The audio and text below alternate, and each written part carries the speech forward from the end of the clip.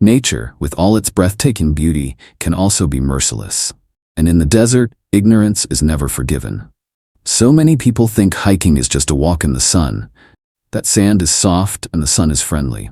They take selfies at the trailhead, toss a bottle of water into a backpack, and think they're ready. But they're not. Not for the desert, because the desert doesn't just shine, it scorches. The heat doesn't just rise, it assaults. No shade, no markers, just a blazing ocean of dunes where every direction looks the same. One wrong turn, and you're lost. Not bringing enough water? You've already signed your death warrant. This was the unforgiving wilderness that greeted the Steiner family. What began as a dream road trip across the American Southwest turned into a nightmare. David Steiner, 42, Ornella, 51, and their 9-year-old son, Enzo. A quiet, well-off family from Burgundy, France. He ran a media company. She worked in city government, rising through the ranks over 2 decades. Stable, responsible, the kind of people who saved carefully and traveled meaningfully. In 2014, they explored the vastness of the American South. 10 days of highways and horizons. They were mesmerized. The open roads, the alien skies, the sheer scale. It made Europe feel small. They returned to France obsessed. Their Facebook pages filled with photos of endless desert roads, colossal canyons, skies so wide they swallowed you whole. So they planned a grand return. 5 weeks, Western USA. A fantasy drawn in red highways and green forests stitched together by names they could barely pronounce. Utah, Nevada, Wyoming, New Mexico, Yellowstone, the Grand Canyon, White Sands. In summer 2015, they took flight from France, crossed the Atlantic and landed in Seattle. From there, the road unfurled before them, mile after mile of American wilderness. They camped, they hiked, they drove beneath burning suns and under cool mountain skies. Yellowstone was a highlight. David posted a photo of a surreal electric blue pool glowing in the volcanic park. But after 10 days on the road, something changed. They arrived at White Sands National Park, New Mexico's hidden gem, a strange, shimmering sea of alabaster dunes. Beautiful, silent, deadly. What the Steiners found there was not the wonder they'd been chasing, but something else, something colder, more final, something waiting beneath the white nam. At first glance, it looked like snow, a blinding, endless field of white, but when touched, it was warm, dry, soft, and deceiving. White Sands is the largest gypsum dune field on Earth, stretching over 275 square miles.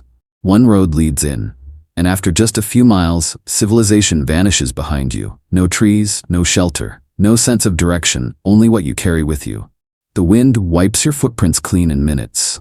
You turn around, and already it's impossible to tell which way you came. Temperatures in the summer climb fast, hitting 100 degrees Fahrenheit before noon. The sun reflects brutally off the sand. There's no water, not in the dunes, not in the air. Your sweat evaporates before it forms. Your lips crack, your throat burns. Dehydration doesn't sneak up on you, it hits like a truck. And by the time the world starts to spin, it's already too late. There's a cruel illusion of safety here. The dunes seem low, rolling gently like waves, just 30 feet high in most places, some rising to 60. You think you'll always be able to see your car, but one dune becomes another, and another, and they all look exactly the same. Bleached, featureless, silent. One wrong step, and your bearings are gone. August 4th, 2015.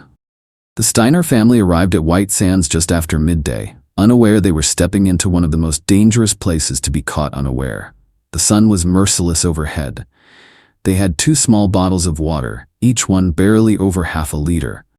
Meant for all 3 of them. The kind you'd pick up at a gas station. Nowhere near enough. But whether they didn't know or chose to ignore it, they pressed forward anyway. The plan was simple. Hike the Alkali Flat Trail, a 4.6-mile loop cutting through the heart of the dunes. No trees, no shadows, no sounds except the wind and your own breath. The trail is marked, but sand is alive. It moves, reshapes itself constantly. What's visible in the morning may be buried by noon. Rangers advise carrying a gallon of water per person. They say start early or late, rest often. Most people don't listen. The Steiners didn't either. At first, it was magic. Dunes curling into every direction, the eerie glow of silence surrounding them. But the heat pressed down fast. Dry wind lashed their skin. The sun was no longer light. It was a hammer. They rationed water, giving their son 2 sips each time. The kind of love you don't speak, the kind shown in quiet, desperate choices. Still, they didn't turn back. Maybe they believed it wasn't yet dangerous. Maybe they didn't want to disappoint their son, not after all the planning, all the miles, all the marvels they had promised him. So they kept walking. The sand burned through their socks. The boy's hair clung to his forehead, caked in dust and sweat. His steps slowed, but he kept going. He still talked, though his words were faint, scattered, like a voice trying to stay ahead of the heat. Alkali Flat looked harmless enough on the map, just over 4 miles, a flat loop through the dunes. They'd done far tougher hikes before, but maps don't show illusions. Out there, the trail didn't feel like a loop. It felt like a snare. The wind erased everything behind them. The dunes shifted with each gust, just enough to twist the landscape subtly. The horizon shimmered like a mirage, always moving, never stable. There were trail markers, thin red posts sticking from the sand every few hundred feet. But under the blistering sun, they were nearly invisible. Faded, half buried, blending into the endless white. Still they pressed on, step by step, farther and farther from safety. The sun was now high and unforgiving, the kind of heat that strips strength from your bones without warning. Every breath felt hotter than the last, like inhaling through cloth set on fire. They had entered deep into the trail, and all around them stretched the same blinding glow in every direction. White, empty, infinite. Ornella paused. Her face had gone pale under the searing light. She blinked slowly, swaying. Her lips cracked open. Her knees ached, old injuries flaring under the pressure of the sand. She looked at David. Her voice was dry, faint. She said she didn't feel well, that she'd turn back to the car while they finished the loop. David didn't argue. Maybe he should have. Maybe everything would have been different if he had. But the heat narrows your mind. It pushes you to choose quickly. To linger under that sun feels like drowning. So she turned around, and they didn't know. They had just seen Ornella alive for the last time. Alone now, she walked back into the glowing maze. Temperatures soared above 100 degrees Fahrenheit. The air stood still. Each step felt heavier as the fine gypsum sand gave way beneath her. Soft, endless, deceptive. The dunes all looked the same. Every curve, every ridge, every promise of an end. But each one lied. She kept walking. Her skin shimmered with sweat that vanished before it could drip. Her water bottle was bone dry. Her vision blurred. Her body reeled. The dunes tilted beneath her. Her mouth opened once, twice. A silent cry, no voice left to use. She collapsed just 300 feet from where she had parted from her husband and child. No scream, no frantic moment, just a slow, quiet surrender. Her body folding in on itself like a tent caving under wind. First her knees hit the sand. Then her hands, then her cheek touched the burning ground. She turned her face instinctively away from the sun, not in hope, just reflex. Her breathing was shallow, broken. Her eyes blinked but saw nothing. The horizon rippled and swam. A gull might have passed overhead, or maybe a plane, but no one came. She would never see them again. By then, Ornella was too weak to lift her arms, too far gone to listen to her own instincts. The heat had reached deeper than her skin. It had invaded her blood, boiled away her clarity. Her mind no longer held light. She couldn't scream, couldn't crawl. All she could do was lie there, a fading silhouette in a sea of white. Somewhere in that haunting quiet inside her, she must have known no one was coming. The car was too far. Her family had already drifted deeper into the dunes. Her strength had run out, and there she stayed, motionless beneath a merciless sky. The wind stirred the gypsum gently around her, as if trying to tuck her in. The sun blazed above, high, heartless. Not a cloud in sight. Somewhere far away, her husband and son were still walking, still believing they'd see her again at the trail's end. But David and Enzo were now walking straight into the heart of the desert. The sun climbed higher, and the dunes glowed like molten steel. White sand, white sky, everything blurred into one. The heat pressed on them, relentless, cruel. Their sweat dried before it could cool them. The air stayed still and suffocating. Enzo walked beside his father, silently now. He didn't ask questions anymore. David kept repeating the same thing, the truck's just up ahead. He wasn't pointing at anything, just vaguely at the sand. He'd said it minutes ago. He said it again and again. Enzo looked in the direction, then looked at his father's face, red, cracked, distant. His lips split open. His words were slow, slurred. He wasn't drunk, he was sunstruck. David staggered like a man about to fall. But he kept walking, as if stopping meant surrendering to the sun. They had only walked a third of a mile since leaving Ornella. But for David, it was the edge of his limit. Maybe he still believed he could make it. That salvation waited just over the next dune, a ranger in a jeep, a family passing by, anything but what the desert actually offers: silence. Then suddenly, David dropped. No warning. No final word. His body collapsed into the burning sand, swallowed by the heat. And now, there was only Enzo. 9 years old, alone, standing over his unconscious father, surrounded by blinding emptiness. No clear trail forward, no shade to retreat to. Just the absolute stillness of the desert, and the slow, growing awareness that he was utterly, terrifyingly alone. He stayed beside his father, his lips trembled, his skin cracked and flushed from the heat. The last drops of water inside him had long vanished. His legs weakened, fear wrapped around him like the sun itself. But he was still alive. Somewhere else, far from this desolate stretch, a routine ranger patrol moved along the Alkali Flat Trail. Another normal day, just sun, sand, and silence, until one of them spotted something unusual, something lying on the ground, too still. They rushed over.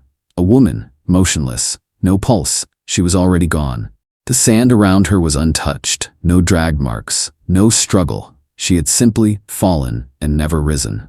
Her eyes were closed, her face strangely peaceful, as though she had surrendered to the desert's final embrace. Nearby they found a camera. The last photo frozen inside was of a white dune, the sky above it, and a single red trail marker, barely visible in the haze. The photograph told them everything. A man and a boy, both smiling, behind them a sea of brilliant white dunes. It had been taken only recently, by the woman they now knew was dead. That meant, at least for a while, she hadn't been alone.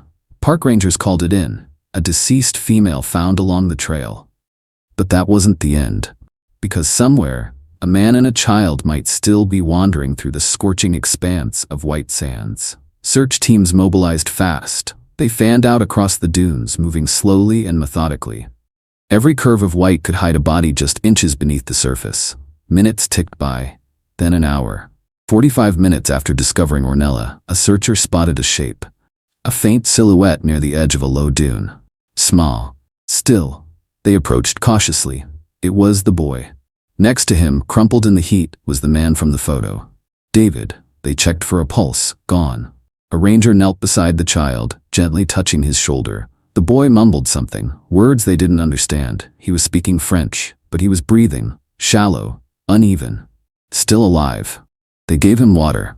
He sipped slowly. There were no tears. He was far too dehydrated. Just dry skin, cracked lips, and hollow eyes. The boy had remained beside his father's body, unmoving, silent, waiting, maybe for hours. He didn't yet know what had happened to his mother. Enzo sat in the heart of that white abyss, surrounded by beauty so intense it almost hurt to look at. But beauty had betrayed them. Something sacred had been broken in that place. The sun still blazed, the wind still carried grains of gypsum. But the world was different now, and so was he. White sands would remain beautiful. But to Enzo, it would always be a graveyard. Back in France, it was Wednesday morning. The doorbell rang. Steiner opened the door to find 2 uniformed officers standing solemnly. One handed him a sealed envelope from the U.S. State Department. Alan opened it with steady hands, but the words inside shattered him. David, his son, was gone. Ornella too. The letter said they had given their final drops of water to Enzo. They had done everything they could, knowing what it would cost. The exact details were still unclear. Only that their bodies had been found in the white desert of New Mexico, and that their son had survived. Alan would later speak with Enzo over the phone. I told him, "You're coming home. The nanny and I will be there. We're waiting for you." His voice cracked at the memory. Enzo had been taken to a nearby hospital. Sunburned, weak, silent. He didn't speak English, and no one at the sheriff's office spoke French, until someone found help. The mother of a deputy, fluent in French, came and sat with him, quietly, patiently, waiting. When Enzo finally spoke, his voice was soft, his words slow. He told them about the journey, how they'd started in Seattle, passed through Yellowstone, and finally arrived at White Sands. He told them his mother had injured her knee, decided to turn back. That was the last time he saw her. She had collapsed only 300 feet from where they left her. He didn't know that part. He told them about his father, How strange he started to act, how he kept saying, "The truck is just up ahead," even when it wasn't true. And how eventually, he just fell. Enzo sat beside him. He could have died too. Children are even more vulnerable to heat stroke than adults. But David and Ornella had given him nearly all the water. It wasn't enough to save themselves, but it was just enough to save him. That night, Enzo's grandmother and his nanny boarded a plane from Paris. By sunrise, they were landing in Albuquerque. She went straight to the hospital. Just hours later, they were on another flight, this time heading home. David and Ornella had made the only choice they could. They gave their son nearly all the water they had left. It was an act of love, and it saved his life. 2 20-ounce bottles, that's all they carried. It wasn't enough. White Sands is beautiful, but beauty can be merciless. The desert doesn't scream, it doesn't warn, it drains you quietly. The dunes stretch endlessly in every direction, glowing white, offering no shelter, no mercy, and no second chances. Park rangers always advise, at least 1 gallon of water per person per day. They also suggest signing the trail register, but David and Ornella didn't. Maybe they thought it would be a short walk, a quick stop. Maybe they didn't check the weather, which topped 100-degree Fahrenheit before noon. Or maybe they just didn't know how fast things could go wrong. Heat exhaustion isn't just physical. It disorients, it confuses, it steals your judgment. They were good people, loving parents. You don't give your child your last drops of water unless you know what it means. But they weren't ready for what the desert had in store. And the desert does not forgive. It was the perfect storm, a remote trail, searing heat, an old knee injury, not enough water, and no one nearby to help. And it happened fast. It always does. Their story is a warning. White Sands will remain stunning, but it is not gentle. If you step into it without respect, without preparation, it will strip everything from you. By the time you feel thirsty, you're already in danger. When your mouth dries and your vision blurs, it's too late. Your body begins to shut down. Your thoughts scatter, you lose the ability to make good decisions. And in the desert, that's how people die. It doesn't matter how healthy you are. It doesn't matter how much you love your family, or how far you traveled to be there, or what your plans were. The desert takes what it wants. If you walk into that heat without respect, you're not hiking, you're gambling with your life. And the desert always wins. If you're ever lost in the desert without water, the most important thing is to stay calm. Stop moving during the heat of the day. Find or create shade, even if it's just clothes or gear. Walk only at dawn or dusk when it's cool. Keep going in one clear direction to avoid walking in circles. Use your clothing to cover your head, neck, and skin. Don't eat unless you have enough water to digest it. Don't drink from suspicious sources. Preserve what little fluid you have. Signal for help using rocks, gear, or markings visible from the sky. And if you are truly lost, stay put. Let the rescuers come to you. Every unnecessary movement costs you moisture and time. The desert doesn't announce itself. It doesn't roar, it doesn't crash, it waits, silent and patient, and one mistake is all it takes. You won't get a second chance out there. So start early, tell someone where you're going, or don't go at all. Because if you step into the wild unprepared, you're not exploring, you're surviving, or you're not. If you've made it this far, consider subscribing and liking this video. For more haunting stories of outdoor disasters, check out the next video. Thanks for watching.